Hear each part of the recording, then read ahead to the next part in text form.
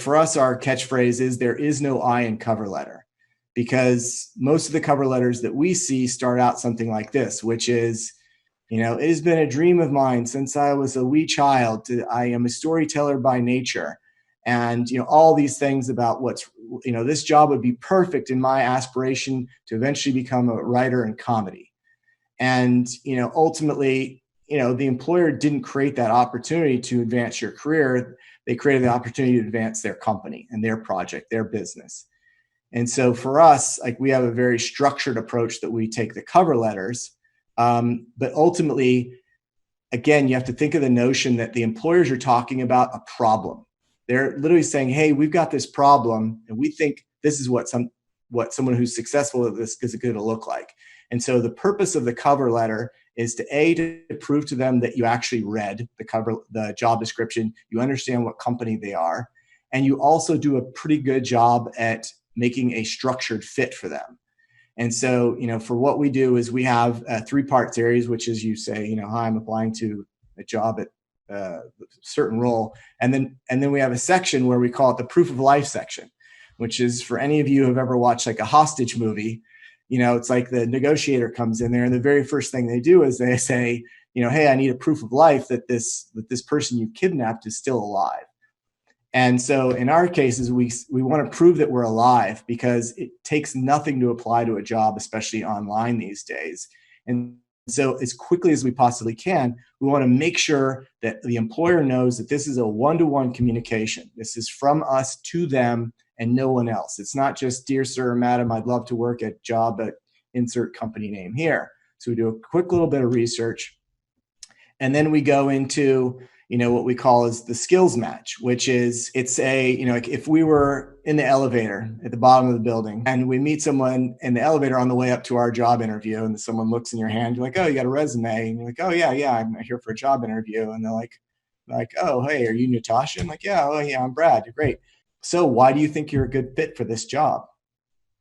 And so you have about 30 seconds to sell yourself. And so it would go something like this, just two people talking, which is, you would say, well, I noticed in your job description, you're looking for someone with this skill set.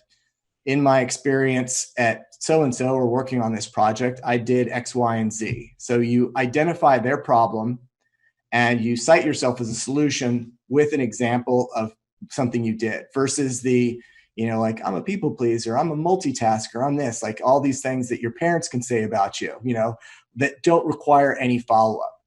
And one sounds a little bit more like you're just regurgitating what you think they want to hear, and one seems more realistic.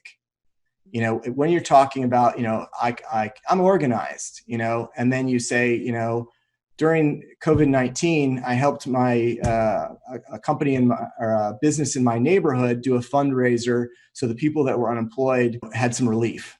And, we organized a fundraiser, and we were able to deliver meals to the company. And I helped doing X, Y, and Z, showing off an organizational skill. One seems real. That seems really real. That's a highly creative person if they're going to come up with a fib like that. But the other one is, what we mostly see is, if they even go that far, they just sort of say, you can say that they have calculated what they think the top 3 skill sets are. And then they say, I am blank, blank, and blank. And then they just simply go on. And then typically talk about themselves and their award-winning short films that has nothing to do with the business. So for us, it's like this concept of, you want to be relevant to the employer, because all we want with that resume or that cover letter is for the employer to be slightly predisposed to think we're a fit. Because if our resume, because typically an employer will read a resume, and maybe we get, less than 2 seconds for them to decide where they're going to read it. And so maybe one of our coolest things is midway down the page or on the bottom. There's a great opportunity. If we leave them these little Easter eggs in the cover letter, we're like, my experience doing this, and they don't see it initially, they'll start hunting through the resume to find it.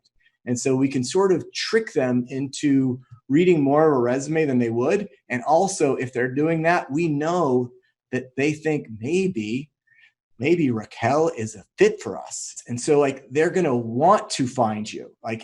And so it's like, it's a very subtle difference, but like the cover letter is our movie trailer, right? That's us to get the audience excited. I'm like, oh, I want to see that movie. And we're going to go into this movie already excited about it. So our mindset is going to be completely different than if we didn't have it. Okay. Because it's like, there's a statistic that you have, 2 point something seconds of an employer looking at a resume before to see whether they'll actually read it or not. And in our experience, it's much less than that.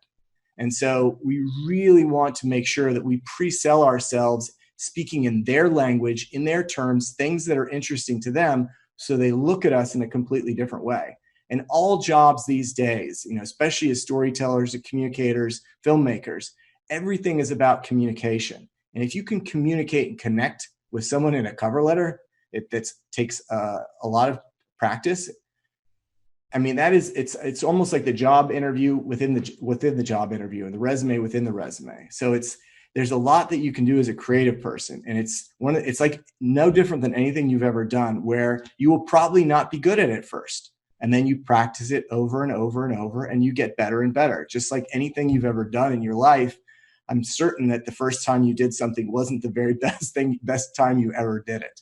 So it's just a matter of a mindset. And when you go yourself in the mindset of being that problem solver for the employer, that's what we see being really, really effective. And that's when we're talking about people with not even great resumes, but the ability to connect with an employer.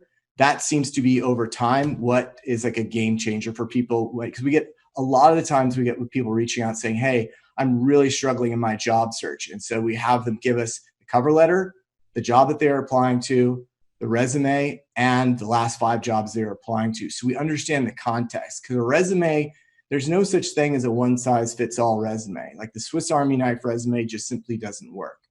And so we just make sure that they're speaking to employers in a way that they're able to connect with. Because it's like, all it is a problem. And all you're saying is, I believe I'm a solution, and I think I've got something to back this up. And they're going to read this resume in a completely different mindset. And so those are, as far as the cover letter and the resume, is what we see working. On the things that we see that are the common misses are that the cover letter is all about their life story and how this job would be awesome for them.